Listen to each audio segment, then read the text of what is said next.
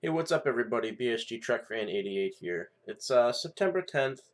Um, it's about 12 o'clock in the morning, 12:10. Um, People keep asking me in YouTube comments, in real life, friends of mine, coworkers. They say, now it's September. The fire happened in late May, June, July, August, September. 4 months. A quarter of a year, or a third of a year, basically, almost a third of a year. At the end of this month, it'll be a third of a year. Um, you know, how do you feel? What's going on? My family, my friends, I was the only one that really experienced the fire. I've said that before. And I'm not talking about I saw smoke and I ran outside. Again, please watch my video called The Fire. It's 40 minutes long. It's a long video, but I literally describe everything from the word go. And that's something that you really don't see on YouTube. And is it hyped up? No. I don't say anything that isn't true. Um, I may emphasize certain points in the sense that, I go into detail of what I was thinking, yet in real life, that moment that I spent 5 minutes talking about was a minute, 30 seconds. Anyway, how am I doing? I'm okay. I had a period yeah, that sounds really bad. I had a time about a couple weeks ago where, bad luck, just shit happening, stuff with the lawsuit from the Jeep accident, not getting my way on a Jeep that I was going to buy from someone that I knew, a whole bunch of stuff. But overall, I'm doing okay. I'm sleeping a little bit better. I'm going to work. I'm getting my job done. I'm coming home. I'll be honest, and this goes against what I was saying earlier, where I don't drink a lot. After the fire, like that first week, where I was still in a state of overall shock. Yeah, I drank a lot. I don't think there's anybody that wouldn't drink a lot. But I'm sleeping better. Um, I'm hanging out with friends as much as I can, which unfortunately isn't as much as I would like, and it is for selfish reasons. And this is the point of this video. People keep asking me, how are you doing? Oh, you should be fine. You're alive, and it's sad that you lost your animals. Not just Brody, not just the kitten that I had gotten, but Domino, which was our 12-year-old or 10-year-old sheepdog ish. I forget what breed she was, and a couple other animals, but physical items. And everybody keeps saying that you'll get things again. I'll have my home theater system, I'll have my television, my TV, my computer. Those are things that I used every day that meant a lot to me. Why is that? When people talk about losing things, the first thing they talk about is losing, photo albums. I don't know, family heirlooms, things of that nature, which is 100% understandable. If I was older, like my 50s and 60s, and I had a house fire and I lost things that I had kept, that's a different story. To put things in perspective, I'm 25 now. My parents are in their 60s. Don't tell my mom that I told you that. My sister's 18. Our family, we love each other. We're not exactly what you would call close in the sense that, and when I say family, like big family, like my mother, my father, my sister, my aunt, or my aunt and uncle, her husband, my grandmother, and a couple other people. We don't have a huge extended family. We do probably, but we don't see them, other than the people I just mentioned. A couple different groups. So when it comes to family heirlooms, of course my mother had photographs of me, my sister, her family. My dad had, photographs. There's jewelry, a couple of watches. But to be honest with you, and to be blunt, me personally, I lost the most physical items. And I'm not just talking about a computer. Yes, I lost all the data on the computer, my movies, my TV shows, my music, which I saved from my iPod. That's stuff that I can replace. My home theater system, my computers, my all my audio. I mean, if you're a friend of mine, and feel free to comment. You know, I had a lot of shit. You know, some people just have a TV and a quick home theater system. I had a lot of stuff. And what I'm getting at is, we'll go step by step here. My computer and my camera and my lenses. Recently, I bought my, the Nikon D72 or 7100, and my computer, which I built with YouTube money. The video I mentioned before, the best part of my day. That's money and that's income that I considered would never happen again. That's not even like winning the lottery. You can go out and win 20, 30, 50, 100 bucks on a scratch ticket. To have a viral video on YouTube, me, who's not a daily vlogger or someone extremely popular, to have a video that got 2 million views in the course of like 2 months, that's insane.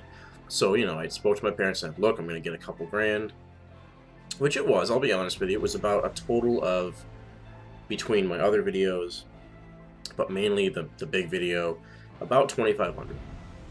And I said, look, I've always wanted to have, a really good mid-level SLR camera. I also bought upgrades for my computer. They said, you know what, it's your money, it's not lottery, it's not work, it's not extra pay, overtime. Not that they were going to tell me no and I wouldn't be able to do anything, but I just ran it by them and said, hey, look, I have this video, yay me, I'm going to go buy this stuff. So to lose my camera and my lenses and my computer that I built and had components and hard drives in it, that sucks, but I can replace it. It sucks to have to replace it and rebuild, but whatever. My home theater system, and this is where a lot of people kind of get lost.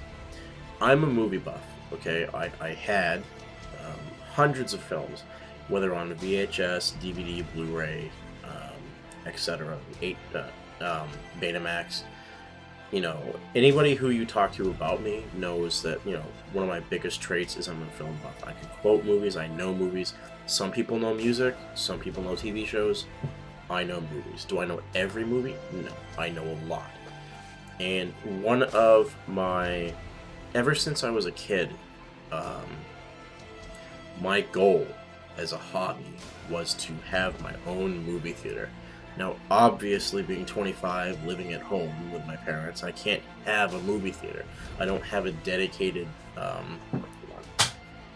I don't have a dedicated movie room. So what I started out with back when I was 13, I had my own TV in my room. I was like a 15-inch, whatever, tube TV. I started out with having just a basic stereo, but it had audio inputs. So I plugged in my DVD player and boom, it sounds better than the TV. Well, then I progressed to, a simple, what they call a home theater in a box, which is you go to a Best Buy or Staples or whatever, or Target, and it comes with 2, 3, 5 speakers and a built-in DVD player receiver. Boom, sounds better, and it's surround sound. And the first time you experience surround sound in your home, whether it's with a video game or a movie, I don't care how old you are, it changes the way you watch movies forever. And me being a movie buff, I appreciated it even more. So then, after about a month or two, I sold it, I think, and I went and got what's called an advanced home theater in a box, which doesn't have, the DVD player built into the receiver. It's just a receiver and speakers and maybe even a powered subwoofer. And then I went with that. It was a Sony, and it kicked ass first time. And then I started working at Best Buy, and I bought components. Long story short, over the course of 6, 7 years, I built up from nothing to everything. I had a really, really good home theater system up until the fire. And if you ask anybody, it was my pride and joy. Forget the computer, forget the TV, audio. I'm an audiophile, I'm a movie buff. I'm the kind of guy that back in the day when it mattered, I bought a DVD because it had DTS sound instead of Dolby Digital. That's how much I cared about it. I would nitpick, and I would watch movies like Star Trek Nemesis came out at the right time where I was younger and I was just becoming a really big audiophile. I watched that movie 5 times in theaters. One, because I'm a science fiction fan, and 2, it has really, really good battle scenes, i.e. sound. And I remember to this day what that movie sounded like in theaters. So whenever I have a home theater system or a friend's home theater system, I would use the DVD and then subsequently the Blu-ray to set it up to make it sound as close to that as I can. And I know that one movie doesn't do it justice, but that's what I used along with music and other movies that I know. Um, Today it would probably be, I couldn't think of it right now. This video is going on long. Anyway, back to what I was talking about. I lost my home theater system, obviously, in the fire with everything else. Um, yes, it can be replaced, but what I'm getting at is that there's a history to my home theater system. A lot of people, if they have a house fire, they lose everything. A home theater system, it's on the notebook, it's on things to replace, but it's not something that they consider important, or right away. Most people, it's fridge, bed, appliances, etc. For me personally, not having a home theater system, being a movie buff, being a film buff, um, that's a big thing on my list. Especially considering with my own money, not bought for me like some people. Um, I bought it. I built it. I researched. I invested time and energy into building up my home theater system, which was my pride and joy. I loved and love knowing that, what, when I play a video game or I watch a movie, I don't just watch it or play it, I experience it. I love being able to say, hey, come on over, we'll do a movie marathon. Because when you go over people's homes, usually it's a sound bar or a little speaker system or a TV, and that's fine. And I'm not saying you have to have one, but me, excuse me, heartburn. Me, it's a hobby. Again, I have a couple hobbies, but that's my primary one. I'm a movie buff. I'm an audiophile. If you ask anybody, that's who I am. So when people tell me, oh, you're alive, it's like, yeah, but I don't have a home theater system. And you know what? If my life is way more important than a home theater system, but to me personally, physically, mentally, hobby wise, I have right now this antiquated home theater, not even home theater, just a stereo setup. It works, and I'm in this tiny room, but I miss having a home theater system, mostly for movies and music, but again, video games. The other thing that I lost, that when people mention things to me and talk to me, is my Terminator collection, and that's a little bit more involved than a home theater system. Ever since I was a kid, as far back as I can remember, when I was in first or second grade, Terminator 2 has been my favorite movie. Period. If you go back and watch any of my videos that reference movies, Terminator 2 pops up, and rightfully so. Terminator 2 is hailed as one of the greatest films of all time. It's one of those films that will never ever die. There's many films that are out there that come out. They might be popular. They might make money. They might be in the jargon of the community online or in person, but after a year or two, no, they fade away. Terminator 2, like, I don't know, Dances with Wolves, like maybe Avatar in the future, Titanic, Terminator 2 will withstand the test of time long after I have turned into dust. It will be in the minds of cinema or moviegoers. And since I was a kid, I have appreciated the film more and more as I grow up, but back in the day, it was all about the action and the story. Nowadays, it's more about the mythos, what it meant for cinema, what it meant for movies, and films that were based or made after it, cinematography-wise, special effects-wise. People take Terminator 2 on face value, and they don't think about what it did. If you didn't have Terminator 2, you wouldn't have Jurassic Park. You wouldn't have films that we have today. You might, but further down the line. I.e., what I'm getting at is Terminator 2 had a huge influence on cinema. And I even as a kid, I realized that.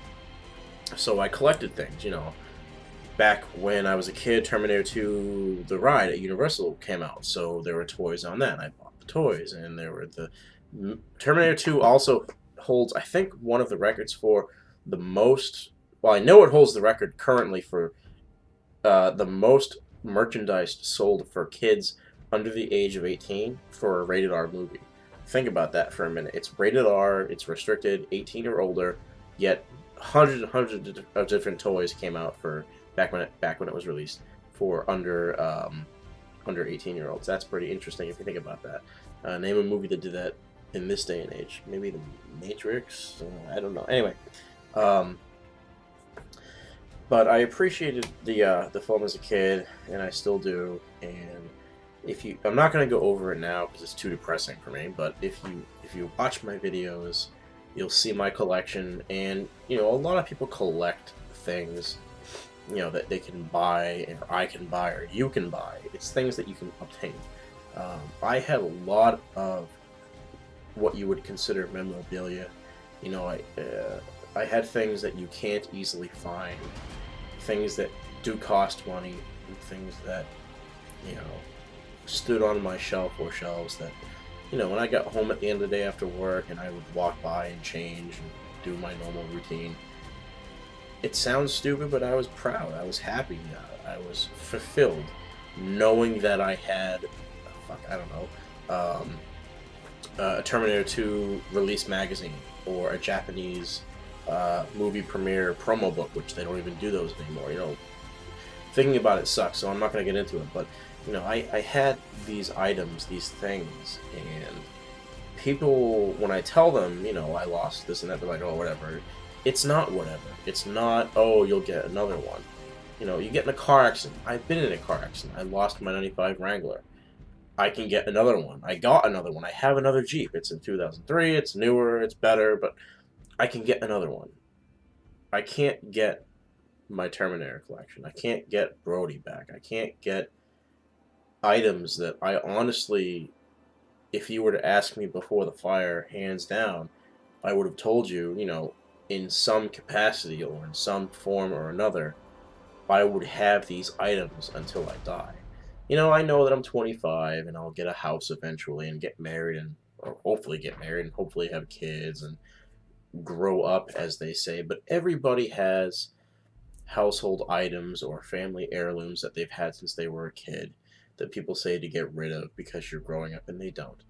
And my Terminator collection and a few other items, a couple books, a couple items from when I was in Sea Cadets, um, the hubcaps from all my other vehicles, including my first vehicle, things like that.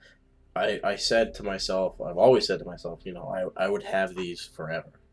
And that's probably the big thing is that, you watching this, if you're still watching this, because we're 22 minutes in, I apologize, I'm almost done. I'm sure that you have things right now. Go ahead, spin in your computer chair, look around. I'm sure you have things that you've said to yourself subconsciously or out loud. I'll have that for a while. I'll keep that. I'll give that to my kids in the future, or I'll put this on a shelf. I had trophies, I had medals, I had awards, things like that. And to have that gone, no fighting for it, no bidding for it, no arguing, hey, let me keep that, with a parent or a wife or girlfriend, because those arguments do happen. Let me keep this, it's my favorite thing, and the wife or girlfriend goes, no, it doesn't go with the house, whatever. Nothing. And that's probably the biggest thing. Yes, I tried to put out the fire. Yes, I could have died, almost died from it, but there really was nothing I could have done. There's nothing. There's no arguing, there's no fighting, um, there's no pleading. Like the 5 stages of anger, acceptance, grief, whatever. You look up the Robot Chicken Giraffe. That's what I'm talking about. The stages of grieving or whatever. There's nothing. It's literally you have it and then you don't have it. And yes, like I've said, you can replace, or I can replace certain things, but it won't be the same. And people keep telling me, or asking me, I should say, are you going to replace your Terminator collection? No, I'm not. Part of it is because it's too depressing, because when I look at everything I had, because I had a lot. Again, look at my videos. I had a lot of cool shit. Part of me doesn't want to go through it, not because I'm lazy, but because I had it. And to get it again, maybe not 100% complete, maybe different. No. Um, will I get some of the items I lost with regards to the Terminator collection? No. I mean, part of it is growing up, but at the same time, when I had it, I had it. I didn't have to spend money on it. I didn't have to go through the process of bidding or finding it. And also part of it is knowing that I did have it. I can proudly say, I had a 1984 original release Betamax copy of Terminator 1 mint condition.